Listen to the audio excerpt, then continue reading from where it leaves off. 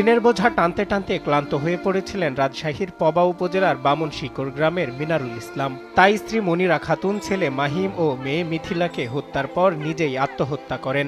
হৃদয় বিদারক এই ঘটনায় মর্মাহত হন সারা দেশের মানুষ। আত্মহত্যার আগে মিনারুল চিরকুটে লিখেছিলেন, আমরা মরে গেলাম ঋণের দায়ে আর খাবারের অভাবে। সেই মিনারুল এবং তার স্ত্রী সন্তানদের 40 করা হলো ধার দেনা করে।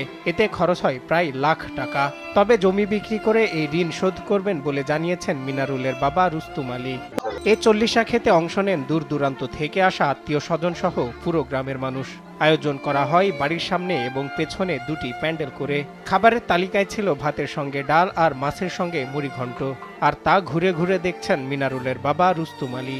এদিকে ঘটনার পরপরে শায়ক আহমাদুল্লাহ ক্ষোভ জানিয়ে নিজের ফেসবুকে এই বিষয়টি নিয়ে একটি পোস্ট করেছেন, যেখানে লিখেছেন, ঋণের ভারে যিনি আত্মহত্যা করলেন, ঋণ করে তার 40 করা হলো। দিনী শিক্ষার অভাব এবং দিন সম্পর্কে অজ্ঞতা যে কতটা নির্মম হতে পারে, এই ঘটনা থেকে তা আমরা নতুন করে উপলব্ধি করলাম। তারা ঋণগ্রস্ত হয়ে মারা গেছেন, সেখানে তাদের ঋণ পরিশোধ করবার জন্য সমাজের মানুষের উদ্যোগ নেওয়া দরকার ছিল। তা না করে তারা আবার তাদের পরিবারের উপরে 40 চাপিয়ে দিয়েছে। এটা কত বড় নির্মমতা সেটা বলার অপেক্ষা রাখে না।